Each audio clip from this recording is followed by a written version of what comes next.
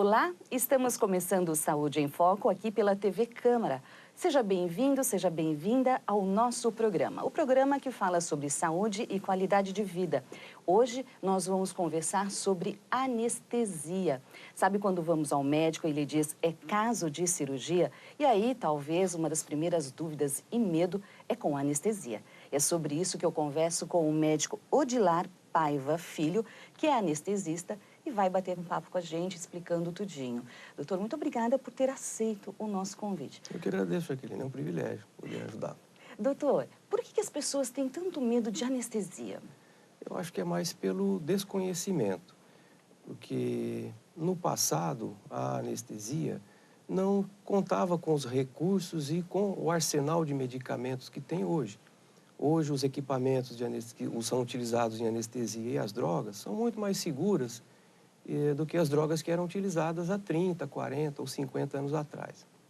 A anestesia é uma especialidade relativamente nova, né? Surgiu por volta de 1846, 1850. E ela vem se desenvolvendo de lá para cá. Então, eu acho que muito vem do desconhecimento e por conta de alguns relatos que existiam no passado de complicações que haviam com a anestesia, né? Anestesias mal sucedidas. E as pessoas com isso criaram um medo. Mas esse medo é infundado, porque a anestesia é bastante segura, isso eu posso lhe assegurar que hoje em dia é muito tranquilo. E existe, assim, aquela preocupação do paciente ter mais medo da anestesia do que da cirurgia? Sim, isso é bastante comum. Até como eu estava conversando com você agora há pouco, desde 1995 eu trabalho com cirurgia cardíaca. E nós Cirurgia de grande porte. Cirurgia de grande porte, cirurgia do coração. Então, se você imaginar que um paciente que vai para uma cirurgia cardíaca é uma pessoa que já tem um problema de coração, que é sério, então o caso dele é relativamente grave. Esses pacientes, quando nós fazemos aquela visita pré-anestésica, justamente para conversar com o paciente, ver que problemas ele tem, se tem alergia a algum tipo de medicação, orientá-lo com relação ao que vai acontecer com ele na cirurgia. No final, eu sempre terminava essa avaliação perguntando para o paciente se ele tinha alguma coisa que ele tinha receio, medo, alguma dúvida, alguma curiosidade. E todos sempre falavam para mim que tinham medo da anestesia. Eu, às vezes, até brincava, mas o senhor vai ser submetido a uma cirurgia do coração, seu coração vai parar de bater, tem uma máquina que vai, né, fazer a função do seu coração, do seu pulmão. Mesmo assim, o senhor tem medo da anestesia? Eu tenho medo da anestesia. Então, a gente vê que isso é muito por desconhecimento mesmo, né? A anestesia ainda há um pouco de mistério ainda em torno da anestesia. O que é isso, né? Exato. Então, o anestesista, pelo que o senhor já está nos explicando, é muito mais do que aquele médico que chega com a máscara, né, na hora da cirurgia e fala, olha, eu vou aplicar um remedinho e você vai dormir. É muito mais que isso, né, doutor? Muito mais do que isso, muito mais do que isso. Vamos imaginar a seguinte situação. Você vai ser operada. Obviamente, o cirurgião vai fazer uma incisão, ele vai manipular seus órgãos, ele vai cortar, suturar. E isso é uma agressão física. Para que você não sinta dor e para que o seu organismo não reaja a essa agressão, causando um mal para a integridade do seu corpo, você precisa da intervenção do anestesista. O que é a anestesia? A anestesia nada mais é do que um estado de coma que o médico anestesista coloca você utilizando drogas anestésicas. Medicamentos que você agem como analgésicos, que colocam você num sono profundo, de maneira que você não sofra a experiência de estar sendo operado. Só que, ao mesmo tempo, esta agressão cirúrgica, que é a cirurgia, ela provoca no seu organismo uma série de reações, que se eu não controlá-las, elas podem ser deletérias para você. Então, qual que é a função do médico anestesista, além de fazer com que você não sinta dor? É manter o seu organismo íntegro. Então, cuidar para que essas reações não te prejudiquem. Em suma, é o médico que vai manter as suas funções vitais, a sua respiração, seu batimento cardíaco, sua função renal, tudo funcionando durante o procedimento da cirurgia. Durante a cirurgia. Então, é o médico que toma conta para que você continue bem e viva durante a cirurgia e também para que dê condições para que o cirurgião possa fazer a cirurgia dele com eficiência e com qualidade. Então, ele permanece o tempo todo na cirurgia? Permanece o tempo todo na cirurgia. Independente do porte da cirurgia? Independente do porte da cirurgia, porque eu costumo dizer o seguinte, que uma anestesia, não existe anestesia simples, nem anestesia pequena, nem anestesia sem risco. Todas as anestesias apresentam um certo grau de risco. É claro que quanto menor o tipo de cirurgia, mais simples e melhor o estado geral do paciente, menor é o risco da anestesia. Mas eu costumo comparar como a gente sair de casa para ir ao supermercado ou para fazer uma viagem. Se você sai de casa, anda 2 quarteirões para ir à padaria comprar pão, o risco de você sofrer um acidente na rua é menor. No entanto, se você sai de casa para fazer uma viagem de 1.000 quilômetros, o risco de um acidente é maior. Então, o que é que vai determinar se você vai ou não sofrer o acidente? Vai ser o seu cuidado em fazer esta viagem, em sair de casa. Então, com anestesia é mais ou menos isso. Então, o anestesista ele não pode deixar o paciente, não pode se ausentar da sala, mesmo porque cirurgia é uma coisa dinâmica. O cirurgião está operando, o tempo todo está acontecendo alguma coisa. E o médico anestesista eles têm que estar ao lado do paciente para que ele possa, no momento em que algum evento, alguma coisa adversa aconteça, ele possa interferir, né, e evitar que o pior se suceda, que o pior aconteça.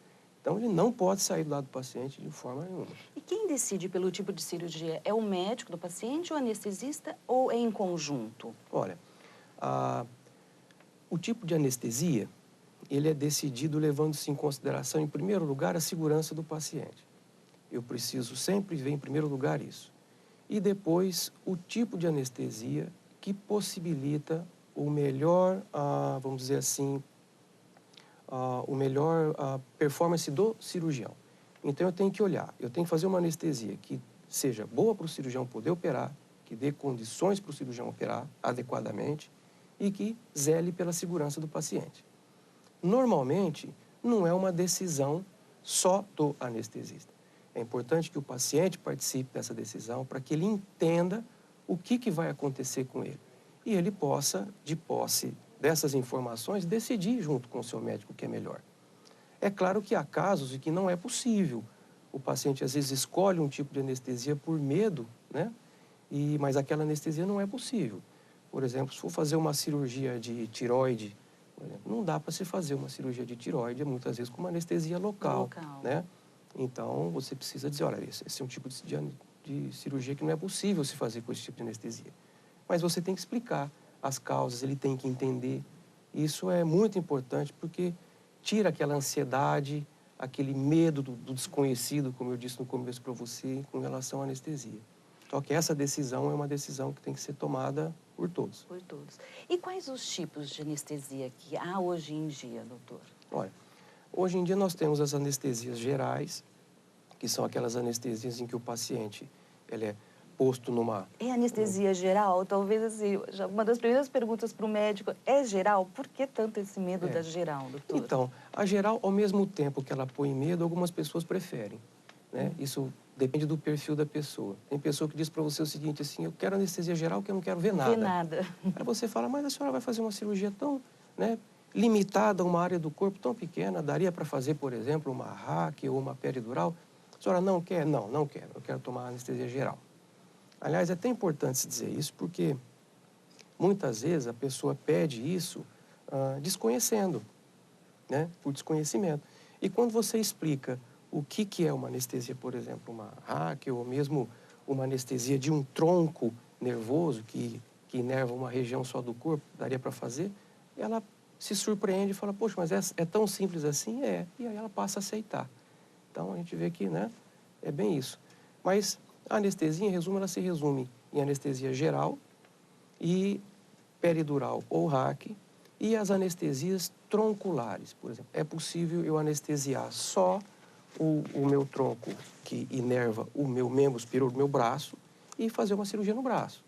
É possível fazer uma anestesia, por exemplo, nos nervos que inervam a minha perna, só uma das pernas, e fazer uma cirurgia nessa perna. Existem as anestesias locais, que é com infiltração de anestésico local, né? Essas são as mais comuns, as mais corriqueiras. Essas, no caso de local e também essas no tronco que o senhor disse, costuma-se passar também aquele sedativo antes, só para dar uma dormidinha ou não? O paciente Sim. fica lúcido o tempo todo? Claro, claro, sim, claro. A menos que haja algum impedimento para que o paciente fique sedado. Normalmente, as pessoas vão ficar nervosas, isso vai fazer com que a pessoa tenha uma experiência ruim, se ela ficar acordada durante uma cirurgia. Fica perguntando muito para o médico, não, ouvindo concentrando a ruído. equipe. Exato. Imagina uma cirurgia ortopédica, quando muitas vezes o ortopedista usa alguns instrumentais, por exemplo, uma serra, ou mesmo uma furadeira. Então, a experiência é péssima você ficar ouvindo esse tipo de coisa. É como se fosse uma marcenaria, doutor, uma Sim, sala de mas cirurgia ortopédica? a grosso modo, vamos imaginar A isso, grosso né? modo. Então, imagina você lá deitado ouvindo esse tipo de coisa, então fica extremamente desagradável. A sedação, ela tira essa ansiedade que a gente tem em relação à cirurgia. Tranquiliza o paciente. Então, você vê muitas vezes que, sob efeito do sedativo, a pressão arterial fica um pouco mais baixa, fica melhor, evita sangramento, a pessoa fica tranquila e a experiência dela é bem, vamos dizer, menos desagradável. Eu não vou dizer que uma cirurgia é agradável a experiência, né? Sim. Mas é bem menos desagradável. Isso evita que as pessoas tenham algum certo tipo de trauma com relação à cirurgia, né? Então, o sedativo é importante, a gente sempre faz. Doutor, nós vamos a um breve intervalo e daqui a pouco a gente volta com o Saúde em Foco. Hoje a gente está conversando sobre anestesia. A conversa está muito boa, aguarde um instante só. A medula que salva vidas não é tirada da sua espinha, e sim do osso do quadril ou do sangue, como uma doação. Você doa uma pequena quantidade que não faz falta. Seu corpo repõe fácil e volta logo ativa. E pronto, você salvou uma vida. Faça o cadastro no Hemocentro. Doar só depois. Quando houver alguém compatível. Junte-se a nós na batalha pela vida.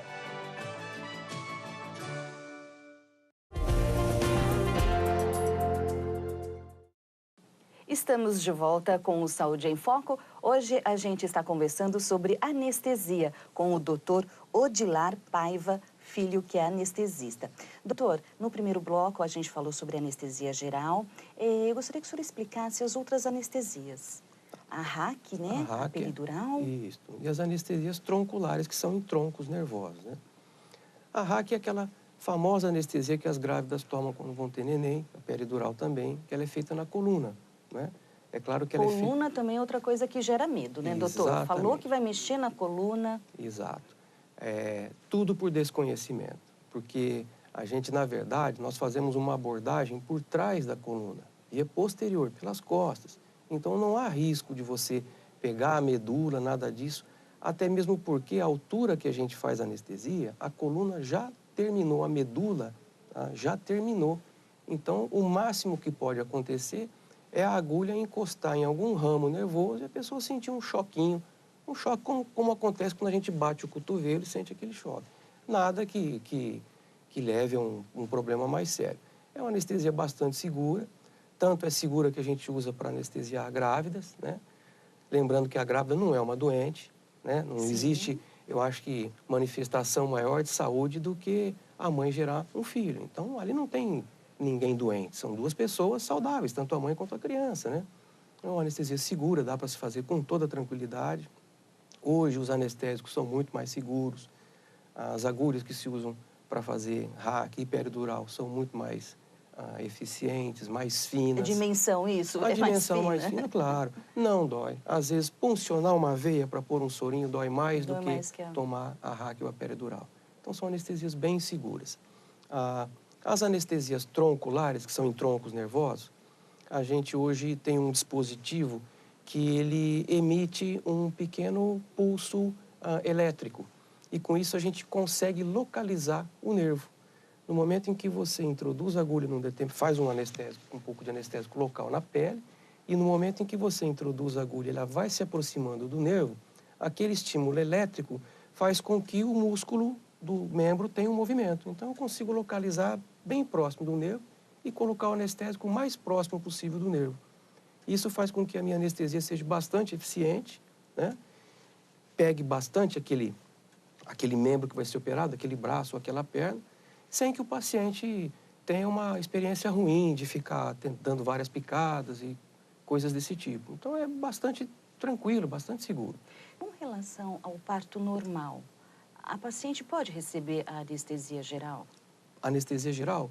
No Ou parto normal, não. Não. Salvo situações muito particulares de muito risco. De muito Normalmente, risco. para o parto normal, é uma peridural que se faz, ou mesmo uma RAC, dependendo da fase do parto.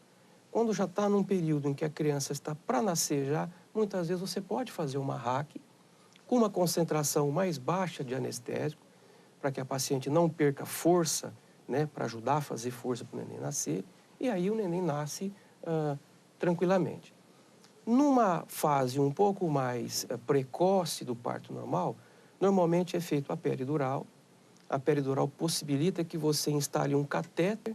O catéter fica preso com um curativo nas costas da paciente. Você usa uma concentração de anestésico mais baixa. Isso faz com que ela possa andar. Então, a parturiente pode ficar caminhando para estimular o trabalho de parto. E nos momentos mais próximos ao nascimento, você pode repetir essas doses de anestésico em concentrações um pouquinho maiores, o que dá uma eficiência em termos de não ter dor maior, uma analgesia maior. E ela vai ter o neném tranquilamente, sem aquela experiência de sentir dor como normalmente acontecia muito tempo atrás, quando não se tinha, né, esse advento da analgesia de parto. Com relação às crianças, aos bebês, é uma coisa que apavora os pais quando diz que precisa de uma cirurgia. Bebês com menos de 1 ano, os cuidados são outros, doutor, na anestesia? Sim. As crianças, principalmente bebês e crianças prematuras, elas não têm ainda todos os seus órgãos, todos os seus sistemas desenvolvidos totalmente. São sistemas imaturos. E muitas vezes esses sistemas eles não reagem de maneira adequada, ou como seria esperado que eles reagissem. As drogas, muitas vezes, elas têm um efeito muito mais intenso em bebês prematuros do que em pessoas adultas. Então, as crianças, elas requerem um cuidado bem maior.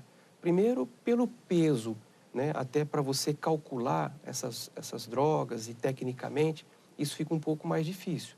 Exige um cuidado maior e ser bem mais criterioso para esse tipo de situação. Mas, mesmo assim, se você tendo esses cuidados e respeitando esses critérios, é tão segura quanto no adulto. O cheirinho, o que é? Ele é menos perigoso? Não sei. Por que é utilizado o cheirinho? O cheirinho, na verdade, é o anestésico inalatório. Inalatório. Né? É o anestésico que a gente usa na anestesia geral. Um dos anestésicos que a gente usa na anestesia geral. Da mesma forma como eu posso fazer um anestésico na veia, direto na corrente sanguínea, eu posso inalar um determinado anestésico e ele, no pulmão, quando chegar no pulmão, ser absorvido para a corrente sanguínea, como o oxigênio é absorvido para a corrente sanguínea. Então, o que a gente chama de cheirinho, na verdade, geralmente a gente faz isso em criança, porque as crianças não querem que pegue veia, né? Puncionar uma veia, espetar com agulha, a criança fica apavorada. Então, o que a gente faz? Muitas vezes a gente coloca aquela máscara com anestésico inalatório, o famoso cheirinho, né? As crianças inalam aquele anestésico, aí elas entram, são anestesiadas inalando o anestésico e você consegue puncionar um acesso venoso sem que elas tenham dor. Elas não sentem a picada. Então, o cheirinho, na verdade, é uma anestesia geral inalatória, com anestésico inalatório. Sim. Com relação às consultas pré-anestesia, qual que é a importância, doutor? Olha, a consulta pré-anestésica ela é extremamente importante. É o primeiro canal de ligação entre o paciente e o anestesista. Ela possibilita planejar qual será a anestesia mais segura para o seu caso. Vou te dar alguns exemplos práticos. Você vai ser submetido a uma cirurgia. O cirurgião, você vai no consultório do cirurgião, ele examina, pede exames, um ultrassom, faz um exame clínico em você. Então, você conversa com ele, explica tudo sobre sua vida para ele, tudo que se diz importante para a cirurgia. É uma enquete, né? Faz várias perguntas. Sim, claro, isso é importantíssimo. Importantíssimo. Na anestesia é a mesma coisa. Porque é só aquele encontro, ele não vem acompanhando o paciente, né, doutor? O anestesista ele precisa saber, por exemplo, se você tem alergia a algum tipo de medicamento ou algum tipo de alimento. Há anestésicos, por exemplo, que ele usa algumas proteínas que existem no ovo e na soja. Então, alguns pacientes que têm alergia a esse tipo de alimento não podem tomar alguns tipos de anestésicos, né? Se você, por exemplo, usa fitoterápicos, hoje está muito em moda, muito comum, as pessoas usarem esses fitoterápicos. Alguns deles se ligam às plaquetas e impedem as plaquetas de funcionar. Então, se eu faço um exame de sangue e você tem uma contagem normal de plaquetas, suas plaquetas estão lá, todas lá bonitinhas, só que você está tomando um fitoterápico que impede elas de funcionarem, no momento da cirurgia, seu sangramento vai ser mais intenso. Quer dizer, Poder colocar uma informação oculta que é importante para o oculta, anestesista. exatamente. Se você tem asma, ou se você tem bronquite, se você tem algum problema de coração, que medicamentos você toma, se existe alguma dificuldade, por exemplo, se você fez alguma cirurgia na coluna que impossibilite de fazer uma raque ou uma peridural, orientação com relação a que remédios você pode tomar, quais você não deve tomar no pré-operatório, né? Orientação com relação ao jejum. Para se fazer uma anestesia com segurança, nós precisamos de pelo menos 8 horas de jejum para alimentos. O jejum, doutor? Olha, no momento em que você é anestesiado, o seu organismo perde todos os reflexos. A tosse, o engasgo, é um reflexo natural do seu organismo que impede que o alimento vá para o pulmão. Quando você vai engolir um alimento e ele pega o caminho errado, como a gente fala, desce para o pulmão, você tem um reflexo de engasgo para expulsar esse alimento e impedir que ele caia no pulmão. No momento em que você é anestesiado, você perde esse reflexo. Essa capacidade de reagir, você perde. Se você tiver com o estômago cheio e, naturalmente, o conteúdo do seu estômago refluir para a boca, ele vai pegar o caminho do pulmão, porque você está deitado para ser anestesiado. E esse alimento ou esse conteúdo do estômago, seja um pouco de água, seja alimento, leite, líquido, qualquer coisa, vai para dentro do pulmão. Isso no pulmão vai ser desastroso, você vai ter uma pneumonia, uma inflamação pulmonar séria. Então, é por isso que o jejum, ele é orientado, é uma coisa que a gente sempre chama bastante atenção para isso. Dada essa importância, porque o efeito de não respeitar o jejum pode ser bem desastroso. Com relação, antes da cirurgia também, tomar calmante, remédios caseiros, homeopáticos, e principalmente calmante. Não, eu estou nervosa, eu vou passar por uma cirurgia, eu vou tomar um remedinho para me acalmar. Pode, doutor? Olha, dizer que não pode não seria totalmente adequado. Eu acho que o melhor seria que um médico anestesista prescrevesse para aquela situação o calmante adequado. Então, ela expor, né, que ela Sim, claro tem que, essa necessidade. Exatamente. Você procure um consultório de anestesia, procure o seu médico anestesista, faça avaliação pré-anestésica com ele e exponha tranquilamente. O médico anestesista é uma pessoa que vai cuidar de você o tempo todo durante a cirurgia. Ninguém melhor do que ele para você expor essa sua ansiedade, seu medo. E ele, claro, que de acordo com a cirurgia que você vai fazer, o tipo de anestesia que você vai tomar, o tempo que essa cirurgia vai durar, ele vai escolher a medicação pré-anestésica mais adequada para você. De maneira que você chegue ao centro cirúrgico tranquila, sem ansiedade, entendeu? Possa ter uma experiência o mais sossegada, tranquila e segura possível. Nós estamos já no final do nosso programa, mas pelo que a gente conversou, nós observamos que o anestesista hoje, ele não é mais ele não fica escondido, é um mistério, né? Quem é o anestesista, né? Exatamente. Falava cirurgia, ia para a cirurgia, nem sabia quem era. Exato. Hoje não, ele está presente, principalmente nessa consulta pré-anestésica, né, doutor? Então, é um novo papel. O que o senhor, dessa nossa conversa, falaria hoje? Como é que está o setor de anestesia no país, em Rio Preto? Qual que é a evolução da categoria de vocês? Olha, era uma especialidade cheia de mistérios até algum tempo atrás. Hoje, felizmente, graças a um trabalho que a própria Sociedade Brasileira de Anestesia tem feito e as sociedades de São Paulo, da Bahia, de Minas têm feito, isso é levar ao público o conhecimento do que é anestesia, né? Para evitar aquilo que nós conversamos no começo, aquele mistério todo, né? A gente não conhece, fica com medo. É natural do ser humano ter medo do desconhecido. Então, só que, felizmente, esse trabalho que a sociedade vem fazendo para fazer com que as pessoas procurem o médico anestesista, para que ele conheça quem que é o seu anestesista, para que você vá buscar informações a respeito do que vai acontecer com você, isso é fantástico. E Rio Preto, nesse sentido, é uma cidade privilegiada, porque nós temos todos os grupos de anestesia de todos os hospitais aqui de São José do Rio Preto, todos eles têm o seu consultório de avaliação pré-anestésica. Então, as pessoas só não vão se não quiserem ir mesmo. Então é importante ir conversar, todas as dúvidas, se apresentar ao anestesista, não é mais aquela coisa, mas vai fazer um procedimento em mim, mas não sabe quem eu sou. Não, vá lá, se apresente, fale de todas, claro, a sua saúde. Exatamente. Se eu tenho a oportunidade de conhecer o cirurgião que vai me operar, por que que eu não posso ter a oportunidade de conhecer o anestesista que vai me anestesiar? Ou qual equipe vai me anestesiar? Ou como funciona a minha anestesia? Da mesma forma que você quer saber sobre a sua cirurgia, você tem que saber sobre a sua anestesia, né? Isso é importante. E levar em consideração que essa consulta, essa avaliação pré-anestésica, ela tem como objetivo maior aumentar a sua segurança. Isso é o mais importante. Isso é uma coisa que nós não podemos deixar de lado. É a segurança do paciente, em momento algum.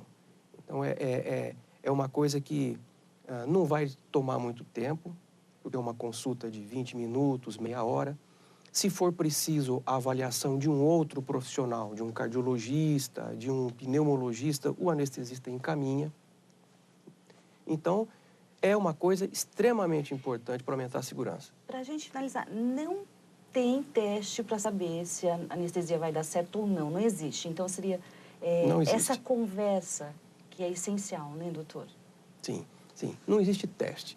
Aquela famosa história de, tem teste alérgico para anestesia? Não. Alguns dados que o paciente algumas informações que o paciente me dá, já me alertam com relação a possíveis casos de alergia. Mas não existe. Eu posso ter uma reação alérgica, mesmo depois de ter entrado em contato várias vezes com uma mesma substância, ou no primeiro contato que eu tiver, entendeu? Então, não há teste. Poderia ter reação alérgica no próprio teste, se fosse o caso, né? Então, não há. Correto. Doutor, muito obrigada por sua participação em nosso programa. Agradeço. O Saúde em Foco. Foi uma conversa muito proveitosa. Eu que agradeço. No início, que a gente, tenho medo, é um risco, eu acho que já até passou, né? Sim. E essa conversa Espero que sim. Que a gente tem que ter com o nosso anestesista no caso de um procedimento cirúrgico. Essa conversa de tirar as dúvidas mesmo, para que o anestesista conheça o paciente, então, e afastar qualquer tipo de medo, não é, doutor? Perfeito. Muito obrigada. Eu que agradeço. Obrigado a você. E a você que nos acompanhou no Saúde em Foco de hoje, a gente conversou sobre anestesia. Espero que você tenha gostado e não tenha mais medo desse procedimento. E lembre-se, converse com o seu anestesista e tire todas as dúvidas antes do procedimento cirúrgico. Espero que você tenha gostado e até o próximo programa. Tchau!